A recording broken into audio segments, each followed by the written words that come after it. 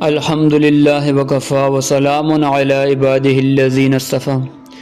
حدیث نبی قال رسول اللہ صلی اللہ علیہ وسلم السفر قطعۃ من العذاب یمنع احدکم نومہ وطعامہ وشرابہ فاذا قضى احدکم نعمته من وجهه فلیعجل الى اہلہ۔ سفر عذاب کا ایک ٹکڑا ہے۔ سفر تمہیں روکتا ہے سونے اور کھانے اور پینے سے، لہذا تم میں سے جب کوئی سفر کی غرض کو پورا کر لے تو اس کو چاہیے کہ اپنے گھر والوں کی طرف جلدی لوٹ جائے۔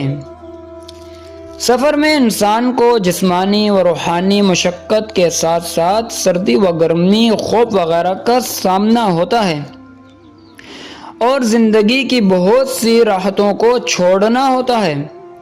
خاص کر کے گزشتہ زمانے میں جب یہ موجود سواریاں بھی نہ تھیں تو انسان کو کتنی تکالیف برداشت کرنی پڑتی ہوں گی، یہ وہی شخص جان سکتا ہے جس پر یہ تکالیف پڑتی ہوں گی۔ اس وجہ سے اس حدیث میں سفر کو قطعۃ من العذاب فرمایا گیا ہے۔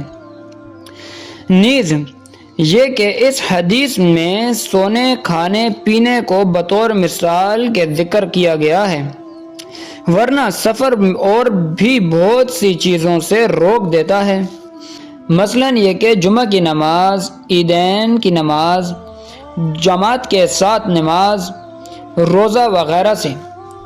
فَلْيَعْجَلْ إِلَىٰ أَهْلِهِ، گھر کی طرف لوٹ آئے۔ ملا علی قاری رحمہ اللہ فرماتے ہیں کہ یہ اس وقت ہے جب کہ سفر ضروری نہ ہو۔ علامہ خطابی رحمہ اللہ فرماتے ہیں کہ واپس جلدی لوٹے تاکہ جمعہ، عیدین، جماعت کی نماز وغیرہ زیادہ سے زیادہ اس سے فوت نہ ہو۔ حدیث کا مطلب یہ ہوا کہ سفر کے دوران انسان سے کافی چیزیں رہ جا سکتی ہیں۔ اللہ تبارک و تعالیٰ کی راہ میں سفر کرنا صحیح ہے۔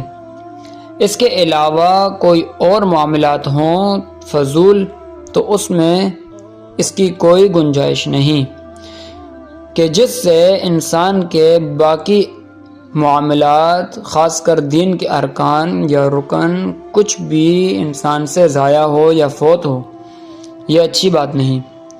اللہ تبارک و تعالی ہمیں بات سمجھنے کی توفیق عطا فرمائے۔ وآخر الدعوانا ان الحمد للہ رب العالمین۔